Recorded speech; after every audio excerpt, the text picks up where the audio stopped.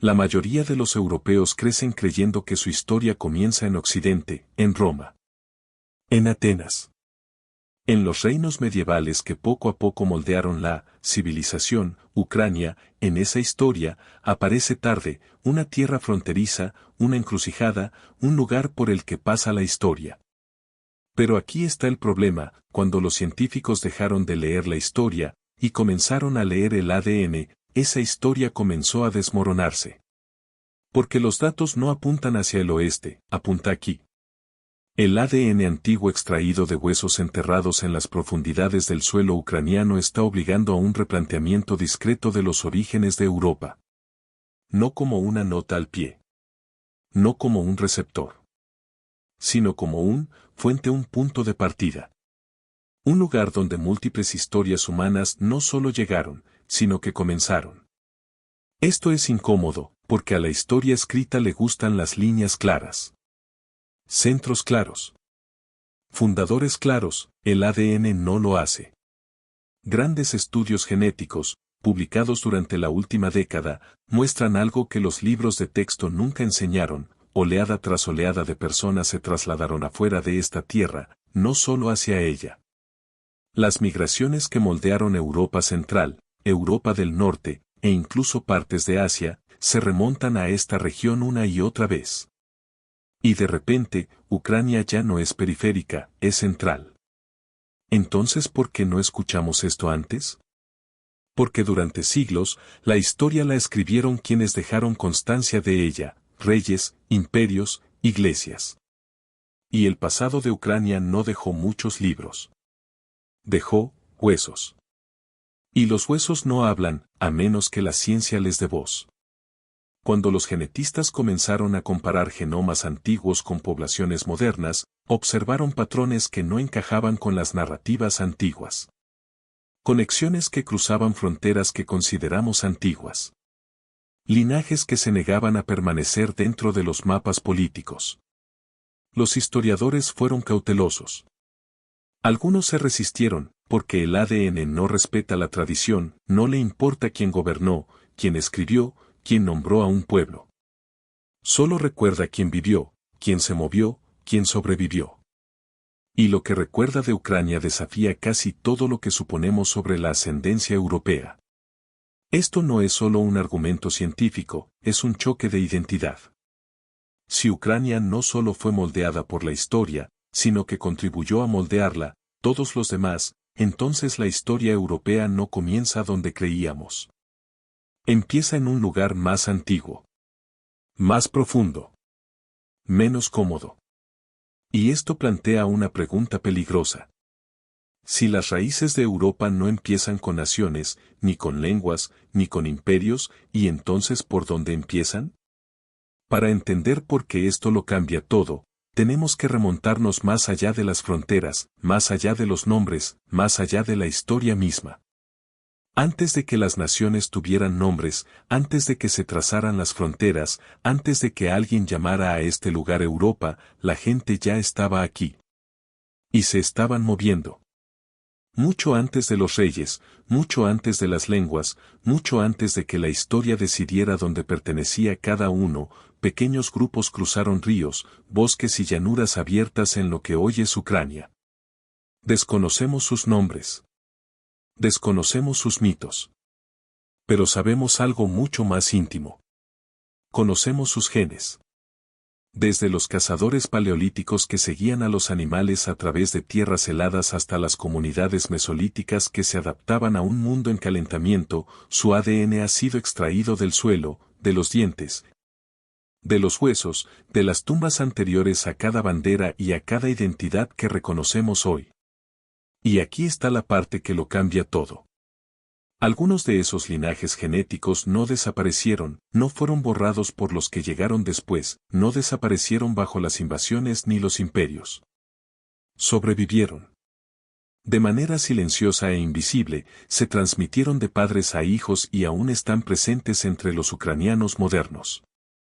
Esto significa que partes del ADN ucraniano son más antiguas que la propia Europa, más antiguo que la idea de europeo, más antiguo que cualquier nación que posteriormente reclamaría esta tierra. Aquí es donde uno de los mayores conceptos erróneos se derrumba. Durante mucho tiempo, la historia nos ha enseñado que los primeros agricultores invadieron Europa y reemplazaron a los cazadores-recolectores que los precedieron. Una invasión limpia. Un reinicio genético. Pero el ADN cuenta una historia diferente. No los reemplazaron, se fusionaron. Genomas antiguos de enterramientos neolíticos a lo largo del río Dnieper revelan una fusión. Agricultores y recolectores convivían, tenían hijos, compartían tierras y sobrevivían. El progreso no llegó borrando a la gente, sino absorbiéndola. Así que, cuando observamos a los ucranianos modernos, no vemos un origen superpuesto a otro. Vemos continuidad. Supervivencia. Memoria grabada en las células. Esta tierra no solo fue testigo de los primeros capítulos de la humanidad, los preservó. Pero la estabilidad nunca dura para siempre. Porque tras miles de años de movimiento lento, adaptación cuidadosa y equilibrio genético, algo nuevo apareció en el horizonte. Más rápido. Más móvil. Más disruptivo. Una fuerza que no se fusionó silenciosamente, una fuerza que no solo contribuyó a la historia. Lo reescribió. Y cuando llegó, Europa nunca volvió a ser la misma.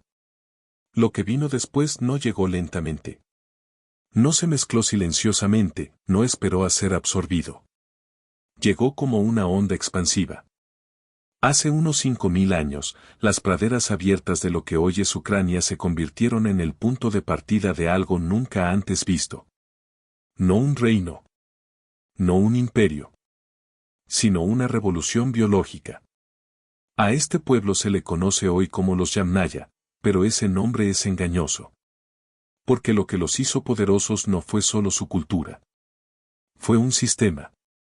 Aprendieron a controlar el caballo, dominaron el movimiento a larga distancia, organizaron la sociedad de tal manera que permitía que las familias, los rebaños y el dominio viajaran juntos.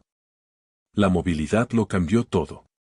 Por primera vez, los grupos humanos pudieron desplazarse con rapidez, distancias y en grandes cantidades. Y al desplazarse, sus genes se desplazaron con ellos, de forma agresiva, eficiente y permanente. No se trató solo de migración, fue multiplicación. Estudios de ADN antiguo, publicados de forma constante desde 2015 y perfeccionados año tras año, revelaron algo casi imposible de ignorar. Un cambio genético masivo se extiende por Europa justo después de este momento. Desde la costa atlántica hasta el corazón del continente, surge una nueva ascendencia, repentina y abrumadoramente. Y apunta hacia aquí. Más de la mitad de los europeos modernos de hoy tienen una ascendencia genética que se remonta directamente a personas que vivieron en la estepa póntico-caspia, incluidas grandes partes de la actual Ucrania. Deje que esto penetre en su mente. Esta tierra no solo influyó en Europa, lo reformó. Pero aquí es donde surge la tensión. Esta ascendencia suele etiquetarse erróneamente. Se la clasifica en categorías simplificadas. Se la llama indoeuropea occidental. O peor aún, se la reasigna casualmente a identidades políticas modernas que no existieron durante miles de años. El ADN no admite esos atajos. La señal genética es más antigua que las naciones. Más antigua que las lenguas tal como las conocemos. Más antigua que Oriente o Occidente. Pertenece a la estepa, no a ningún estado moderno. Y aún así, ni siquiera esta expansión explosiva borró lo que había antes. Ese es el error que comete la gente. Los Yamnaya no limpiaron la tierra, se pusieron capas sobre él. A medida que se expandieron, se dividieron, se adaptaron, se fracturaron en nuevos grupos, nuevas identidades, nuevas ramas genéticas. Lo que siguió no fue uniformidad, fue complejidad. Y cuanto más miraban los científicos, más claro se hacía que la estepa no produjo un solo pueblo. Produjo muchos. Lo que nos lleva a la siguiente sorpresa. Porque después de los Yamnaya, la estepa dejó de pertenecer a nadie y la historia genética se volvió aún más difícil de seguir. Después de los Yamnaya, la estepa debería haberse vuelto simple. Eso es lo que nos dice la vieja historia, un pueblo reemplaza a otro. Una identidad domina la tierra. Pero el ADN rechaza esa versión. Porque la estepa no pertenecía a ningún grupo, nunca lo hizo. Lo que siguió a la expansión Yamnan no fue una sola raza esteparia, sino una larga era de movimiento, fractura y recombinación. Nuevas sociedades nómadas surgieron en las praderas, escitas y otras similares, y durante siglos fueron consideradas un solo pueblo en los libros de historia. La genética hizo añicos esa ilusión. Cuando los científicos comenzaron a secuenciar genomas de entierros de la era escita en lo que hoy es Ucrania, los resultados fueron inesperados. Estos nómadas compartían costumbres, armas y estilos de enterramiento, pero biológicamente, a menudo eran muy diferentes. He aquí el giro que lo desestabiliza todo. Dos individuos enterrados bajo túmulos casi idénticos, siguiendo los mismos rituales y vestidos con los mismos símbolos culturales, podrían estar menos relacionados genéticamente que dos europeos modernos que viven a miles de kilómetros de distancia. La cultura los había unificado, el ADN no lo tenía. Aquí es donde el papel de Ucrania se vuelve crucial. No era simplemente una patria para estos nómadas, tampoco era un destino. Era una zona de mezcla. La gente llegó del este, del oeste y del sur, con diferentes historias genéticas, y en la estepa ucraniana convivieron. Adoptaron identidades, tradiciones y mitos compartidos, a la vez que poseían pasados biológicos completamente distintos. La historia registró un nombre, el ADN registró muchos. Y cuando estas culturas nómadas se desvanecieron, cuando su poder político colapsó y sus nombres se olvidaron de la memoria, sus genes no desaparecieron con ellas. Ellos se quedaron entretejidos silenciosamente en poblaciones posteriores. Absorbidos en aldeas, familias e identidades futuras que jamás conocerían sus nombres. Esta es la parte con la que la historia lucha. Porque los registros escritos terminan, pero la memoria genética no. Y una vez que los nómadas desaparecen de la página, la verdadera pregunta no es a dónde fueron. Es dónde fueron dentro de nosotros. Porque el próximo capítulo ya no trata de guerreros errantes, se trata de lo que sucede cuando esos genes esteparios ocultos comienzan a emerger dentro de una nueva identidad, una que aún reconocemos hoy. Cuando la palabra eslavo aparece en la historia, la tierra ya tenía una larga memoria. Aquí es donde muchas personas se equivocan en la cronología. Los eslavos no surgieron de la antigua estepa, no descienden directamente de los yamnayas, ni de los escitas, ni de los nómadas que los precedieron. Ellos vinieron después. Genética y culturalmente, la identidad eslava comienza a forjarse siglos después de que aquellos mundos esteparios ya se hubieran desvanecido. Mucho después de que los imperios nacidos a caballo surgieran y cayeran. Mucho después de que la tierra absorbiera oleadas de personas. Y aquí está la primera fractura en la vieja historia. Las lenguas eslavas se difundieron más rápido que los genes eslavos. El ADN antiguo de los siglos VIII muestra movimiento, sí, pero no reemplazo. A medida que los grupos de habla eslava se expandían, no exterminaron a las poblaciones con las que se toparon. Las absorbieron. En silencio. Completamente. Las comunidades locales, muchas de ellas portadoras de ascendencia esteparia de siglos anteriores, adoptaron nuevos idiomas, nuevas costumbres, nuevos nombres, sin cambiar quienes eran biológicamente. Así que cuando decimos eslavos, a menudo estamos describiendo una capa cultural, no un reinicio genético. Esta es la verdad incómoda. Los primeros grupos eslavos no eran genéticamente uniformes. Eran mosaicos. Mezclas de poblaciones más antiguas que ya habitaban la tierra, incluyendo descendientes de nómadas esteparios cuyas identidades se habían desvanecido de la memoria, pero no del ADN. El lenguaje se convirtió en el estandarte, los genes se quedaron detrás de la cortina. Y con el tiempo, el lenguaje reescribió la identidad. La gente olvidó quiénes habían sido, pero sus células no lo hicieron. Aquí es donde surge la tensión, especialmente en el caso de la identidad moderna. Porque si la ascendencia no sigue al lenguaje y el lenguaje no sigue a la sangre, entonces ¿qué define exactamente a un pueblo? El ADN antiguo deja una cosa clara. No hubo un momento en que los eslavos llegaran a una tierra vacía. No hubo una ruptura clara. No hubo un comienzo puro. Lo que se formó fue una transformación gradual, antiguas poblaciones adquiriendo nuevas identidades. Lo que significa que las tierras donde se asentaron ya eran estratificadas. Ya estaban mezcladas. Ya eran complejas. ¿Y si la identidad eslava misma se construyó sobre la absorción más que sobre el origen? Entonces la siguiente pregunta se vuelve imposible de ignorar. ¿Qué pasó cuando esas identidades estratificadas se encontraron con imperios, sistemas que intentaron simplificar lo que el ADN hacía complicado? A los imperios les encantan las historias limpias.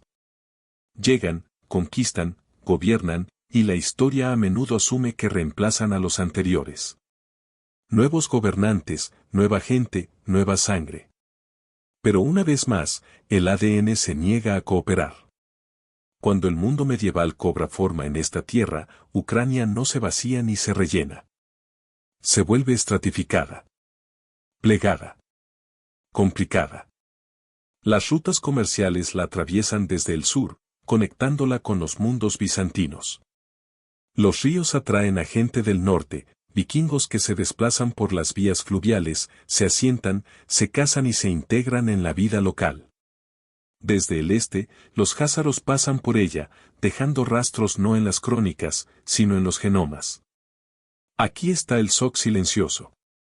Algunos genomas ucranianos modernos transportan señales de todas las direcciones a la vez, norte, este, sur, no por caos, sino porque esta tierra mantuvo a la gente en lugar de descartarla.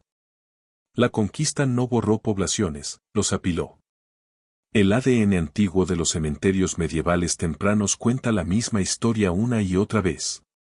Las élites cambian más rápido que las comunidades. Los gobernantes van y vienen. Los ejércitos pasan. Pero la mayoría de la gente se queda donde está, casándose con cualquier poder que lo supere. Esto crea una ilusión peligrosa en la historia. Cuando leemos sobre imperios, imaginamos una transformación total. Genéticamente, eso casi nunca sucede. Las personas enterradas bajo ciudades medievales suelen compartir más ADN con quienes fueron enterrados siglos antes que con las élites que las gobernaron. El poder era móvil. Las poblaciones no. Así que Ucrania no parece un campo de batalla en el genoma, parece un archivo. Cada época deja una capa, ninguno de ellos sobrescribe completamente al anterior. Por eso los datos genéticos ucranianos se resisten a una clasificación simple. No se acumulan en una sola dirección. No se agrupan en un solo grupo. Contienen múltiples historias a la vez, preservadas, no mezcladas. Y es precisamente esa preservación lo que perturba las interpretaciones modernas. Porque las fronteras quieren claridad, los estados quieren orígenes, la identidad quiere simplicidad. El ADN no ofrece nada de eso.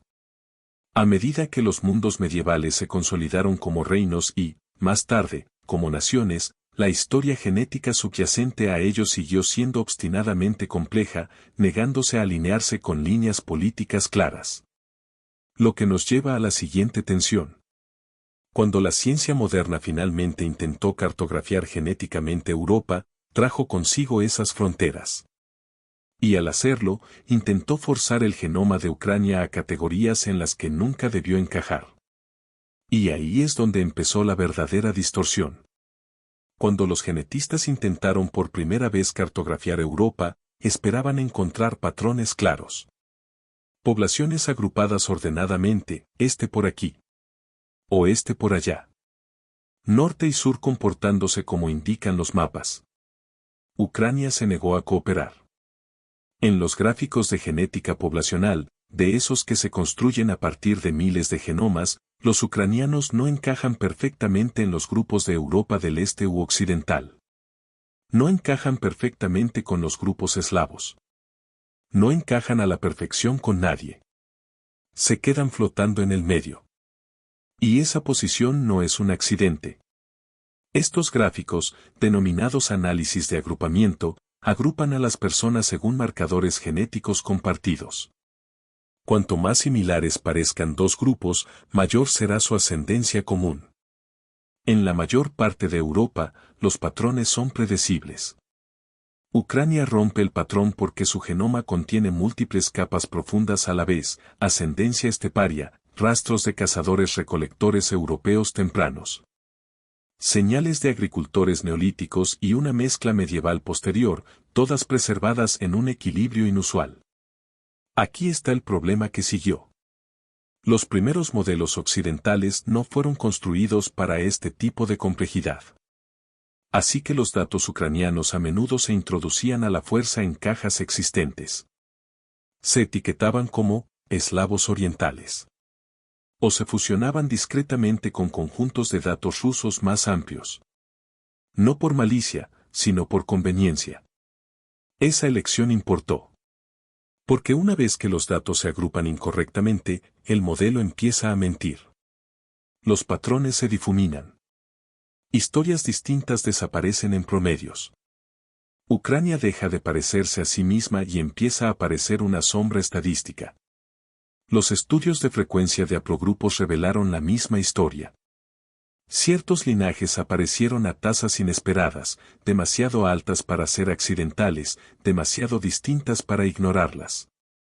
Pero en lugar de replantear el modelo, los datos a menudo se suavizaban. Aquí es donde entra la tensión emocional. La clasificación errónea no es política, es metodológico. Pero sus consecuencias son reales. Cuando la ciencia se simplifica demasiado pronto, historias enteras se desvanecen. Las historias de poblaciones únicas se reducen a suposiciones regionales. Y las personas portadoras de esos genomas crecen con identidades que no las explican por completo. Ucrania no era genéticamente confusa. Fue genéticamente honesto. Y esa honestidad expuso los límites de los marcos que se utilizan para estudiar Europa. Porque si el ADN ucraniano no encajaba con el modelo, tal vez el modelo fuera el problema. Y una vez que esa comprensión se afianzó, las implicaciones se extendieron mucho más allá de la ciencia. Porque si los datos en sí mismos estuvieran siendo malinterpretados, ¿qué más habíamos entendido mal, no solo sobre Ucrania, sino sobre la identidad de Europa en su conjunto? Una vez que los datos fueron finalmente leídos correctamente, surgió un problema silencioso. No científico, humano. Porque el ADN hace algo que ninguna nación puede tolerar por mucho tiempo, se niega a ser leal. Toda identidad moderna anhela un pasado limpio. Una línea de descendencia clara. Un momento donde nosotros comenzamos. Pero el ADN antiguo sigue mostrando la misma verdad incómoda una y otra vez. Ningún pueblo moderno puede igualar a sus ancestros antiguos. No perfectamente, no limpiamente, no es como lo prometen las historias nacionales. Los genomas no se alinean con banderas, fronteras ni nombres. Los cruzan. Los ignoran. Se burlan de ellos. Y eso crea tensión. Porque una vez que se acepta que los ucranianos son multifacéticos, esteparios, recolectores, agricultores, medievales, mestizos, hay que aceptar que todos los demás también lo son. No hay un origen puro escondido tras ninguna etiqueta moderna. Ese es el giro que la mayoría de la gente nunca escucha. Todo grupo quiere ancestros, el ADN se niega a elegir bando. Entonces, ¿por qué esto no estalló en debate público en el momento en que aparecieron los datos? Porque estos hallazgos son peligrosos fuera del laboratorio. En el ámbito académico, los genetistas argumentan con un lenguaje cauteloso. Probabilidades. Modelos. Márgenes. Pero una vez que estos resultados salen de las revistas científicas, chocan con la memoria, la política y la identidad, cosas mucho menos flexibles que la ciencia. Los estudios que complican las historias nacionales suelen encontrarse con silencio. O con incomodidad. O con acusaciones repentinas de que la ciencia es política, incluso cuando no lo es. los investigadores han documentado la resistencia pública una y otra vez.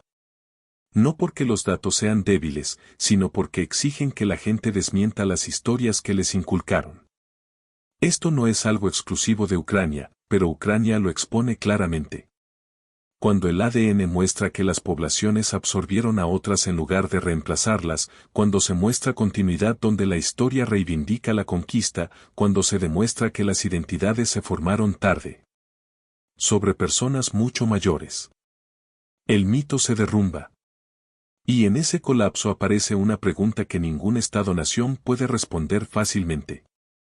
Si no existe el ADN para confirmar quienes creemos que somos, si no defiende fronteras ni valida memorias. Entonces, ¿qué está haciendo? Porque enterrado dentro de estos genomas no hay orgullo, ni culpa, ni propiedad. Hay algo más. Un registro de movimiento, de supervivencia, de adaptación. Y una vez que dejas de pedirle al ADN que sirva para la identidad, comienza a contar una historia completamente diferente. Una historia que no trata de quién merece el pasado, pero sobre cómo fue realmente el pasado. Y esa historia nos lleva a algo aún más inquietante, a la idea de que el genoma de Ucrania no es solo complicado. Quizás esté preservando algo que el resto de Europa ya perdió. En este punto, hay una verdad que se vuelve imposible de evitar. Ucrania no solo vivió la historia, él conservó él. Mientras gran parte de Europa occidental atravesaba repetidos cuellos de botella genéticos, plagas, desplomes demográficos, centralización agresiva, esta tierra siguió un camino diferente. No intacta. No aislada. Pero lo suficientemente estable como para preservar lo que otros perdieron. En genética, la estabilidad produce un efecto contrario a la intuición. Conserva la complejidad. Cuando las poblaciones son exterminadas y reemplazadas repetidamente, la diversidad colapsa. Los linajes desaparecen. Las señales antiguas se desvanecen en el ruido. Pero cuando las personas permanecen, incluso cuando cambian los gobernantes, las antiguas capas genéticas sobreviven bajo la superficie. La geografía de Ucrania lo hizo posible. Estepa abierta al este. Bosques al norte. Ríos que actúan como corredores en lugar de barreras.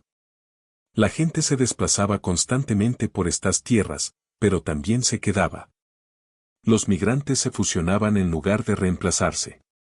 Las comunidades se adaptaban en lugar de desaparecer. El resultado es inusual. Estudios genéticos comparativos muestran que muchos linajes europeos antiguos sufrieron un drástico declive en Occidente durante los últimos 2000 años. Algunos desaparecieron por completo.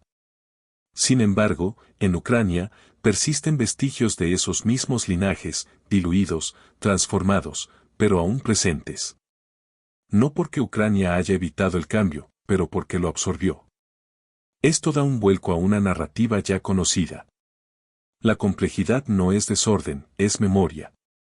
Para los espectadores mayores, esta es la recompensa emocional que la mayoría de las historias nunca ofrecen.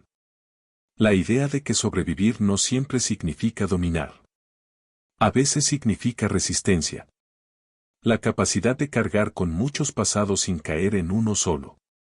El genoma de Ucrania no cuenta una historia de pureza ni de origen. Cuenta una historia de acumulación. De capas que permanecieron intactas mientras otras regiones se simplificaban hasta obtener perfiles genéticos más simples. Y, sin embargo, a pesar de toda esta conservación, la historia no está completa. Algunas señales genéticas no coinciden con ninguna población conocida, algunos linajes aparecen de repente y luego desaparecen, algunos grupos ancestrales no dejaron descendencia clara. Estos no son errores. Son huecos. Y esos huecos son ahora las pistas más importantes de todas. Porque incluso con todo lo que hemos descubierto, partes de esta historia siguen sin resolverse, a la espera del próximo descubrimiento, del próximo genoma. De la próxima pregunta que la ciencia aún no ha aprendido a plantear. Incluso ahora, con todos los datos, todos los genomas, todos los mapas, el ADN se niega a darnos un final limpio. Porque algunos antepasados nunca dejaron nombres, dejaron firmas. En los datos genéticos ucranianos, los investigadores siguen encontrando señales que no coinciden plenamente con ninguna población conocida. Haplogrupos que aumentan donde no deberían. Componentes ancestrales que aparecen brevemente en el registro y luego desaparecen. Sin una patria clara. Sin descendientes claros. Estos no son errores, son poblaciones fantasmas. Personas que vivieron, se desplazaron, se fusionaron y desaparecieron tan completamente que la historia nunca los notó. Sus culturas se disolvieron. Sus lenguas murieron. Sus identidades fueron absorbidas. Pero su ADN permaneció, disperso silenciosamente entre las generaciones posteriores. Aquí es donde la genética alcanza su límite. Nos puede decir eso alguien estaba allí, pero no era quien creían ser. No era lo que creían. No era como se llamaban a sí mismos. Lo único que importaban. Y es por esto que Ucrania se sitúa en el centro de lo que viene a continuación. Porque ninguna otra región de Europa conserva tantos hilos genéticos sin resolver a la vez. Tantas líneas temporales superpuestas. Tantas preguntas sin respuesta condensadas en un solo lugar. A medida que la tecnología de secuenciación mejora y se estudian más restos antiguos, los investigadores empiezan a percatarse de algo inquietante. Ucrania no es un caso resuelto, es una llave. Una clave para remapear el pasado de Europa, no desde las capitales o los imperios, sino desde el este, donde comenzó el movimiento, donde las capas se acumularon en lugar de colapsar. Lo que estamos viendo ahora puede ser solo la superficie. Porque cada nuevo genoma tiene el potencial de cambiar el mapa de nuevo. De revelar otro grupo perdido. Otra migración que nadie registró. Otro recordatorio de que la supervivencia no garantiza el recuerdo. Y eso nos deja con una pregunta que ningún conjunto de datos puede resolver. ¿Estamos más moldeados por lo que sobrevive o por lo que desaparece? ¿Por los antepasados que recordamos, o por aquellos cuyos nombres fueron borrados, pero cuya sangre aún corre por nosotros? Los próximos descubrimientos no solo redibujarán el mapa genético de Europa. Nos obligarán a decidir qué es realmente la historia y de quién es la historia que hemos estado contando todo este tiempo.